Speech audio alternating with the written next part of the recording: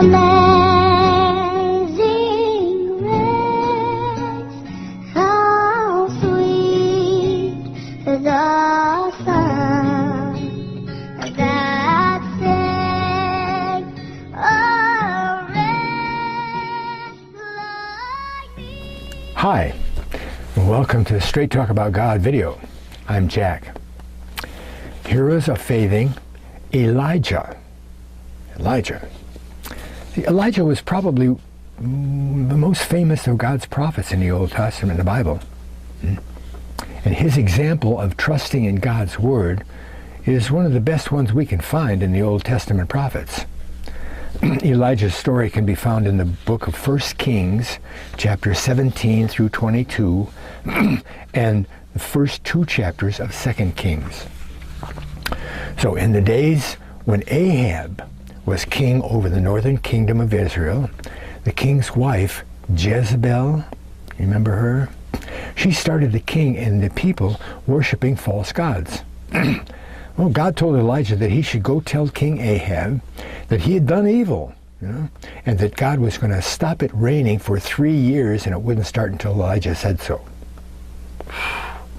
Well, the king got so mad that Elijah had to run for his life, right? And I bet Elijah didn't even want to go to the king in the first place, But he was close to God, He wouldn't go against him even if it meant danger. So God told Elijah that he should go to the brook Cherith, and hide himself. Now that was the second action that Elijah did on God's promise. You see, he didn't pack a lunch, right? He just went in a hurry, and it was a 25-mile trip over the mountains and across the River Jordan to get there. So Elijah acted in faith. He faithed on God's promise to send ravens to feed him there. And sure enough they did. The birds came and fed him meat and bread every morning and every night. And he drank out of the stream until it dried up. No rain. No rain. The brook's dry right up. So then Elijah had to faith some more because God told him to travel some 50 miles. 50 miles. How far can you walk in one day? 50 miles north to the town of Zarephath, where there would be a widow. God said, prepared the widow. And he was supposed to stay with that widow.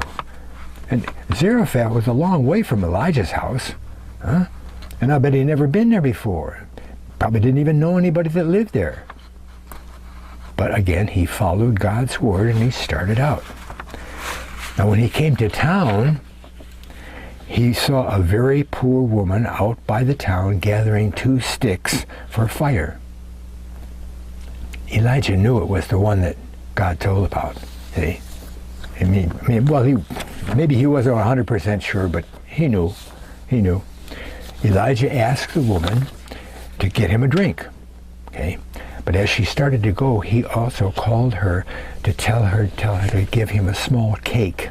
Well, the woman told him that that would be impossible because she only had a tiny bit of flour and a little bit of oil, and that she was about to cook that for her and her son. And when that was gone, they had no more to eat and they expected to die. They must have been really hungry already, right? Wow.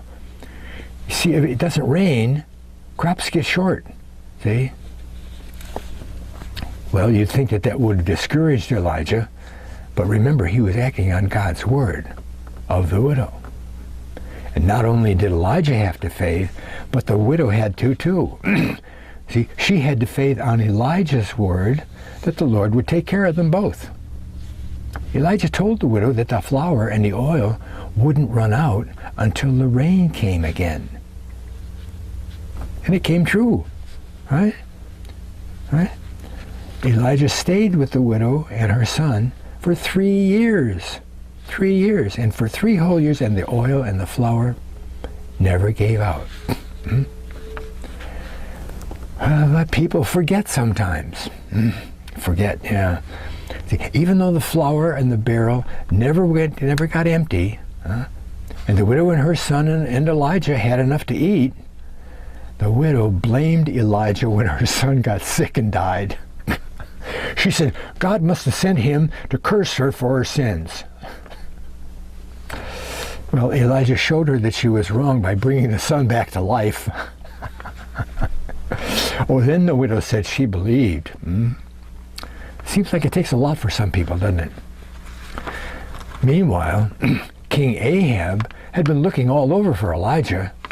It'd been 3 years, remember, and he wanted Elijah to say for the rain to come back. Well, God told Elijah to go and talk to the king and tell him that the drought was over. Whew. And when they met the king, Elijah said that Ahab and Jezebel and all of the false prophets of the false god Baal were to blame for Israel's troubles and the no rain. And that he, Elijah, would prove it. That's a pretty heavy statement. How's he going to do that? Well, we kind of know, don't we? He ordered the king to get the priests of Baal together on Mount Carmel for a sacrifice. There were 850 of them. Elijah told them to kill a bullock, set it on the altar, but do not light the fire. They were to pray to Baal to send fire from heaven to burn up the offering. I like Elijah's sense of humor. About noon, after the priests had been praying all morning, Elijah made fun of them by telling them to talk louder. He said, well, Baal might be talking to somebody else, or might be taking a walk, or sleeping, or need to be waked up. Well, the priests really got into their prayers now. They even danced around, started cutting themselves with knives and swords. And they did that until evening. All afternoon they're doing it. Well, what happened next is a real show of faith by Elijah. He had the big crowd of people that were there to watch. He had them gather many buckets of water. And he built an old altar of gods, killed his bullock, and put it on the wood, and told the people to drench the whole thing with the water. And I guess while they were gathering the water, Elijah dug a big trench around the altar. Big trench.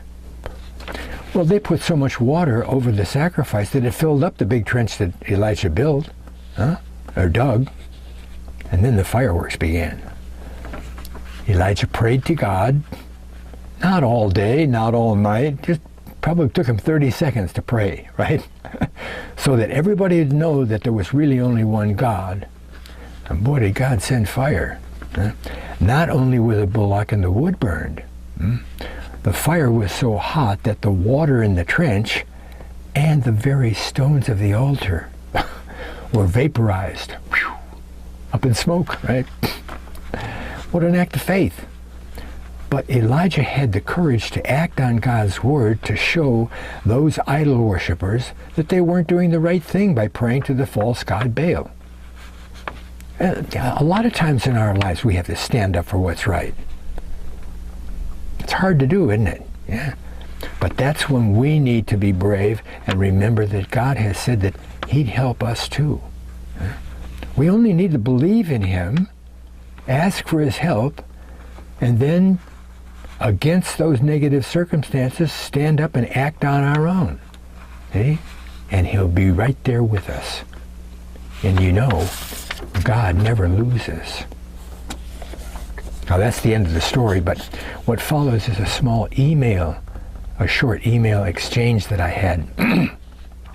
After reading the story of Elijah, T, that's his initial, T, wrote me and said, quote, "At the moment, I'm teaching a series called Extreme Faith. I just finished writing a lesson on Elijah, and I found something really amusing in my studies. I was reading from the Living Bible, because that's what the youth group has to use. I'm a good old NIV guy myself. In 1 Kings 18:27, where Elijah is mocking the priests of Baal, the Living Bible reads, perhaps, maybe you have a Living Bible and you can look this up yourself. The Living Bible reads, quote, perhaps he's out talking to someone, or is out sitting on the toilet. Oh boy, here's what I replied. This was really good, T. The thing I liked best about it is the secondary meaning, or the underlying foundational aspect. It's very amusing just to hear Elijah say those words, but when my thought went deeper into what Elijah was really trying to communicate to the priests, I smiled and I shook my head at the deeper level of mockery in Elijah's words. He really put Baal in the lowest possible place, equal to humans. The main humor for me wasn't the possible image of Baal sitting on a toilet, but that Baal would, as an all-powerful God, still have to be a slave to bodily functions like a puny human. Pretty good, huh? Elijah knew what's going on. I have a reference, this is still part of my reply. I have a reference volume called The Word, the Bible from 26 translations. Now each verse, it's the whole Bible, each verse starts with the King James Version, and then it lists any renderings from other translations that differ significantly from the King James.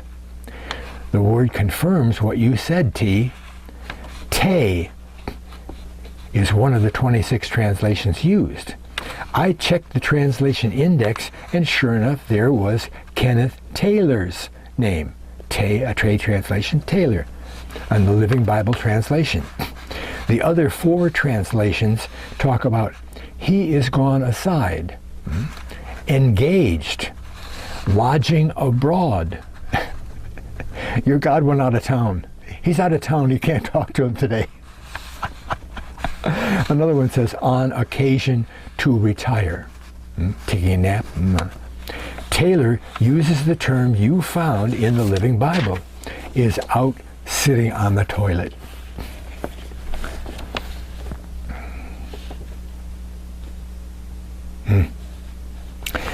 One other confirmation comes from my own teacher, Dr. Gene Scott, because he also taught on this translation.